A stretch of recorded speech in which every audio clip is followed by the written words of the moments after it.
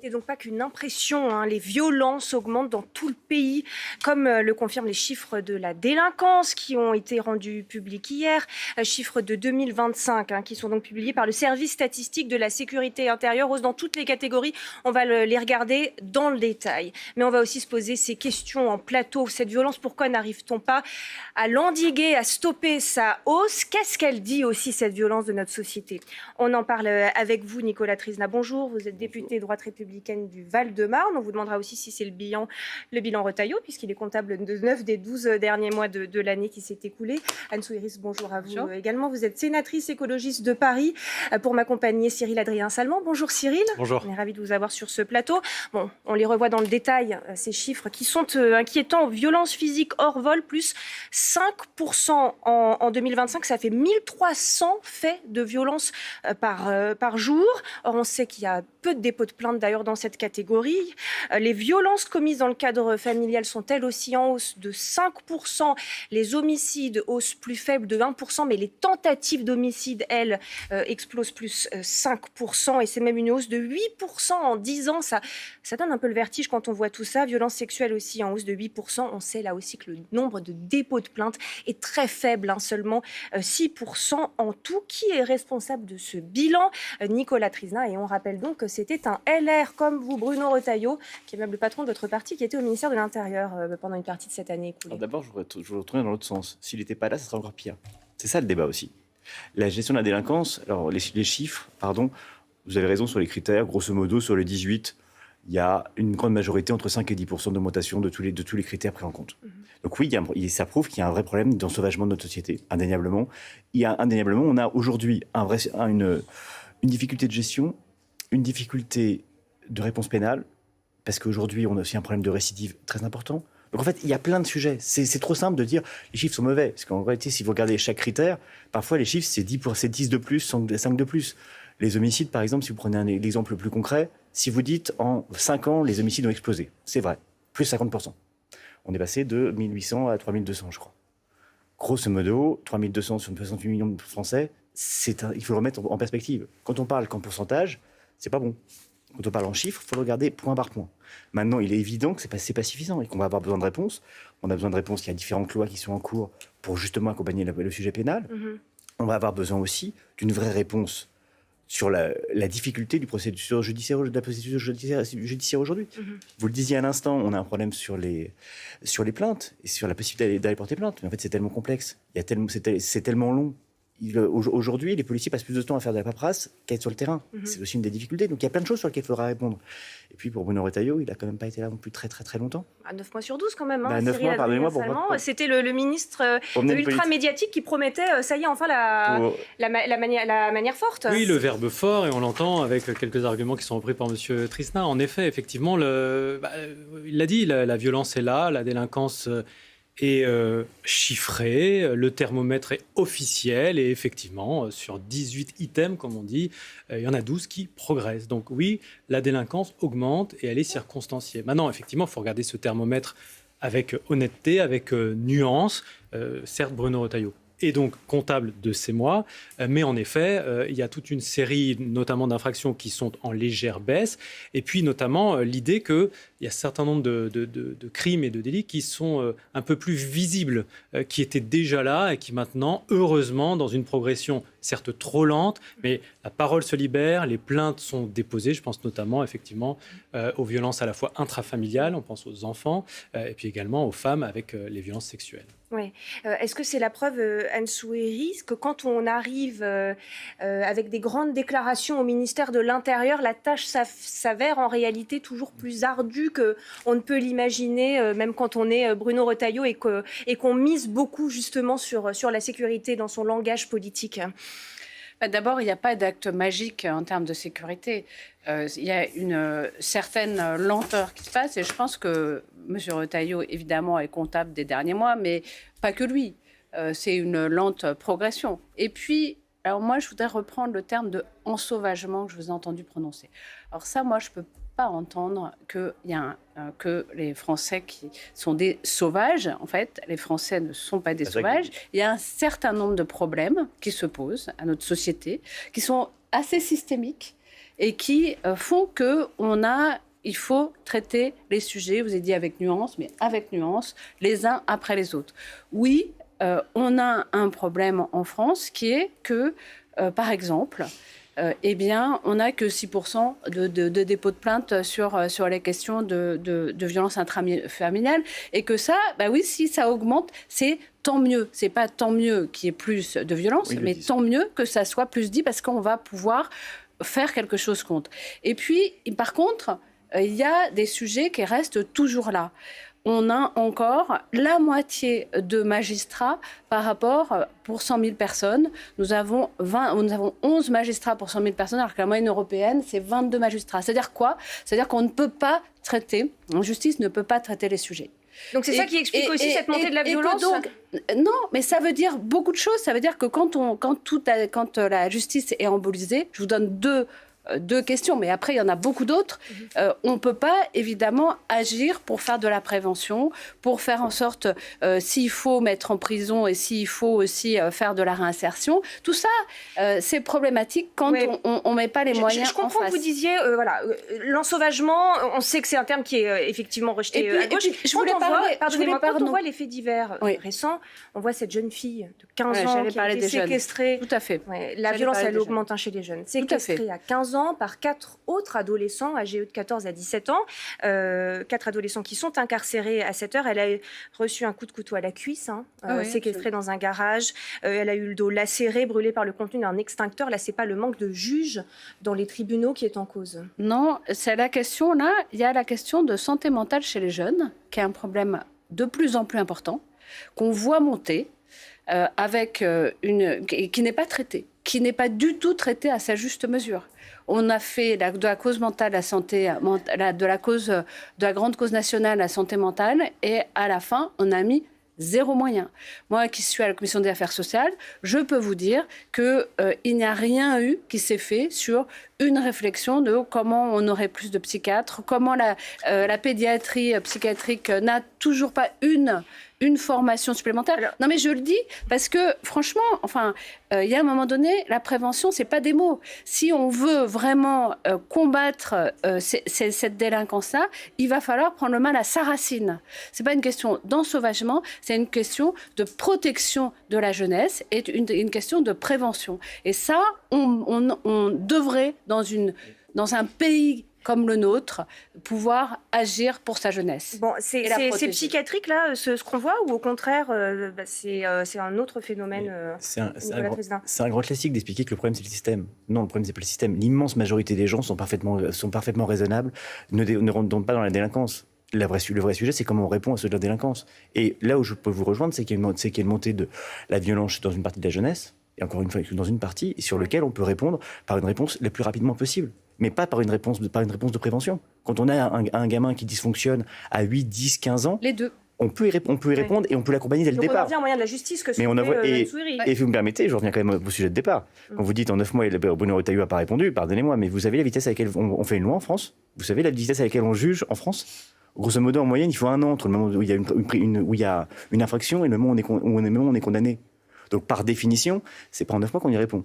Maintenant qu'on ait plein de réponses à y apporter, qu'on doive répondre à la question de la rapidité de la justice, alors vous y répondez par le chiffre et par le recrutement de magistrats, moi je vous réponds qu'on doit surtout diminuer les procédures qui sont de plus en plus contraignantes. La juge Brugère, Béatrice Brugère, dit dans le Figaro aujourd'hui, c'est le symptôme d'une impulsivité qui monte. C'est une juge qui ne dit pas effectivement qu'il ne faudrait pas plus de moyens dans la justice, mais qui voit quand même quelque chose qui est en train de se passer dans notre société. Ça, vous ne le voyez pas du tout, Anne Souiri ? Si je suis comme tout le monde, je le vois, bien entendu, que je ne sais pas si j'appellerais ça impulsivité, je pense un mal-être social. Alors, vous ne voulez pas appeler ça systémique, mais il y a quand même un mal-être social. On peut l'appeler comme on veut, Moi, je n'ai pas de doxa là-dessus, mais en tout cas, il y a un mal-être chez les jeunes, il y a un mal-être aussi d'une absence de protection. Il y a une colère aussi sociale que vous voyez, mais là, je pense en tout cas qu'il faut prendre en cause la protection, non seulement des jeunes, mais aussi des adultes. Quand les gens ne se sentent plus protégés, quand ils ont l'impression qu'on ne fait plus attention à eux et qu'il n'y a pas d'issue, je pense effectivement, c'est pas tout le monde, mais c'est une partie de la population. Eh bien, si la société ne fait pas de prévention, elle ne peut pas s'en sortir quand même. Et il faut regarder, on ne peut pas regarder qu'à l'aune de M. Retailleau, quelles que soient ses qualités ou ses défauts, eh bien, il faut regarder sur l'ensemble d'une politique de protection. C'est quand même un peu délicat d'expliquer le passage à l'acte par le mal-être d'une génération. Non, mais je veux pas résumer. Je dis pas que qu'il faut accepter cet état de fait. Je dis pas que les pauvres. Je dis simplement qu'il faut avoir les deux piliers. Il faut avoir une justice plus rapide, il faut avoir une prise en charge plus importante de ces jeunes. Mais oui, alors regardez que d'un côté. Et puis en tout cas, les chiffres montrent qu'il y a effectivement une surreprésentation des jeunes dans la violence, puisqu'ils représentent 14% de la population, 18-29 ans, et qui sont la quasi-moitié des faits dans certains avec faits, une notamment précarisation des jeunes de plus importante. On parlait beaucoup de Bruno Retailleau, pardonnez-moi. Le ministre aujourd'hui s'appelle Laurent Nunez quand même. Il était interrogé ce matin sur ces chiffres et sur cette montée de la violence, cette brutalisation de la société. Ça, ce ne sont pas vos mots, ce sont ceux du RN. Écoutez sa réponse. Il y a une montée de la violence, c'est indiscutable, mais vous n'entendrez jamais dans ma bouche ce type de propos. Il y a une montée des violences qu'on retrouve sur l'augmentation des coups et blessures volontaires notamment, mais c'est pas un terme que j'emploierais. On ne vit pas dans la France orange mécanique. Non, on ne vit pas dans la France orange mécanique, il faut arrêter de raconter n'importe quoi, on n'est pas dans une France coupe-gorge. Vous savez, quand on utilise des mots comme ça, il faut faire attention aux mots qu'on emploie. On a une image, la France, à l'international. Absolument. Bon. On est d'accord. Réaction à ça ? Non, mais on est tout à fait d'accord. J'ai commencé par vous dire que les chiffres, il faut quand même les mettre en perspective. Par contre, considérer, et là-dessus on est d'accord, qu'il y a quand même aujourd'hui un certain nombre de cas où ça dysfonctionne, un certain nombre de cas où ça va beaucoup trop loin, alors que ça ne soit pas le changement de la société, mais qu'il y a une partie des jeunes, puisque c'est le chiffre que vous preniez, qui aujourd'hui dépassent largement les bornes, c'est évident. Bon, pour être tout à fait complet, on précise que les chiffres ils baissent dans d'autres catégories, et notamment celle des atteintes aux biens. Les cambriolages baissent de 3%, les vols de véhicules de 9%, les vols avec armes de 7%, les vols violents, eux, et ça rejoint ce phénomène, recommencent à augmenter. On a parlé aussi beaucoup du trafic de stupéfiants depuis hier avec cette nouvelle réunion, Cyril, autour d'Emmanuel Macron. Le trafic de stupéfiants qui est lui en hausse de 8%, qui explique aussi partiellement cette hausse de la violence et de la délinquance. Oui, raison pour laquelle le gouvernement, effectivement, depuis des mois et des mois, essaye de trouver la bonne réponse face au narcotrafic. D'où, effectivement, ce conseil hier autour d'Emmanuel Macron, qui a arrêté plusieurs points, à la fois mettre le paquet sur les Antilles, puisqu'il y a un sujet, et puis également renforcer les moyens sur les ports, sur les aéroports, avec des mesures complémentaires qui viendront dans les prochains mois.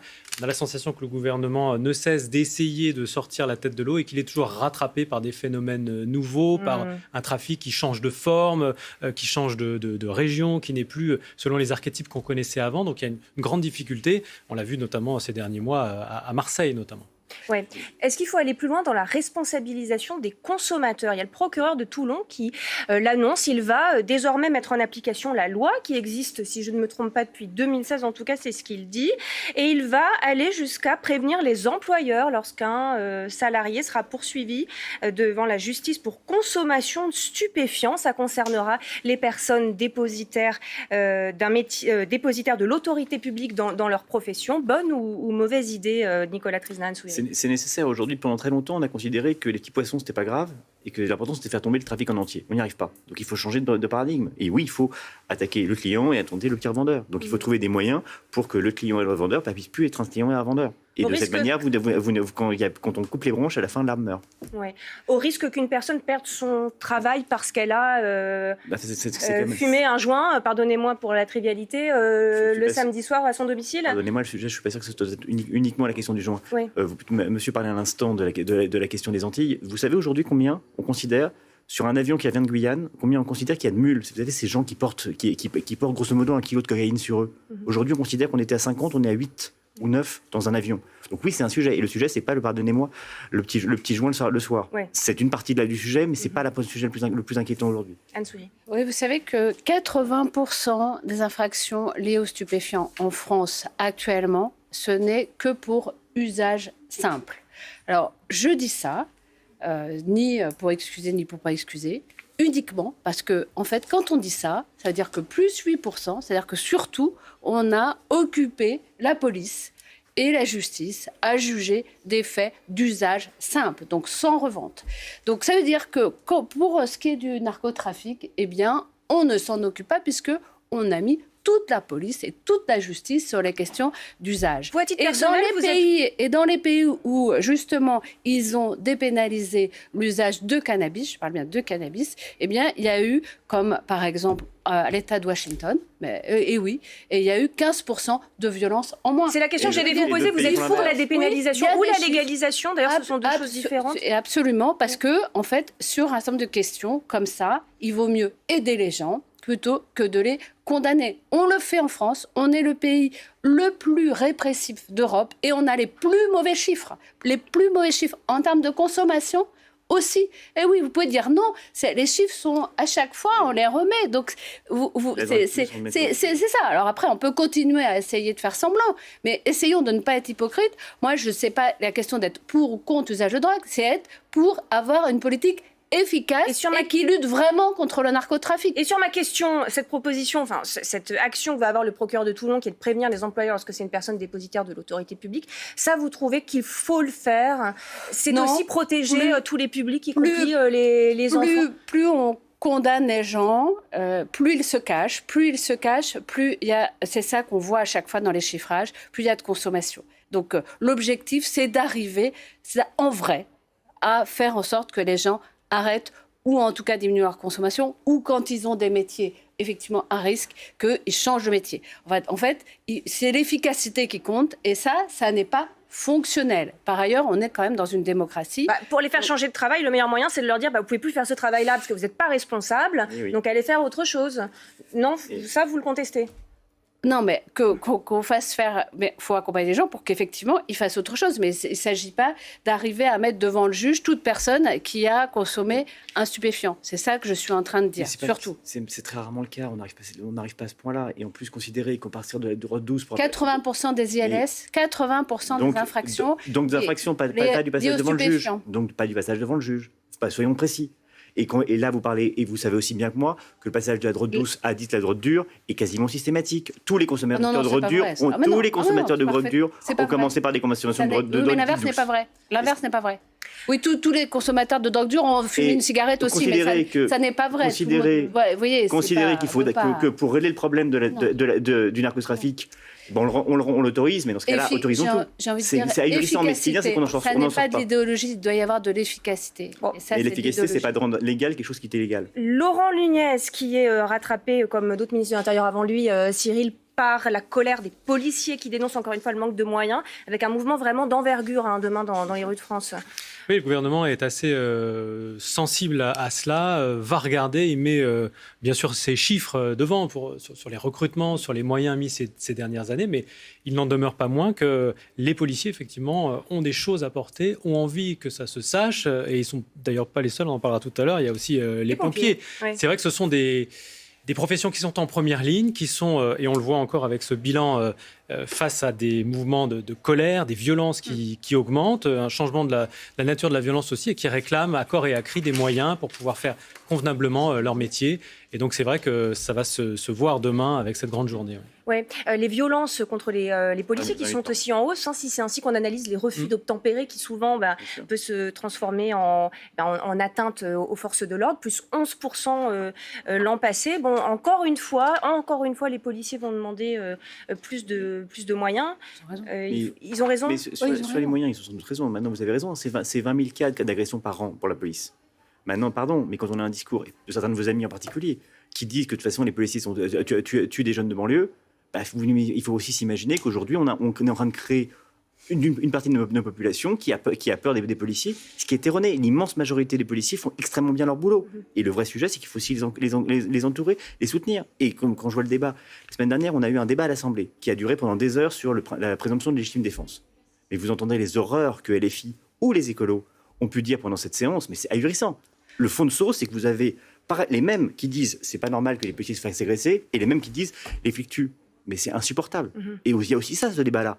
Il faut quand même comprendre que les policiers aujourd'hui ont des conditions très compliquées de travail, et c'est évident, et là-dessus on est d'accord, mais il faut aussi qu'on accompagne et qu'on montre qu'on leur fait confiance. Et certains leur font plus confiance. Alors, il y a deux choses différentes.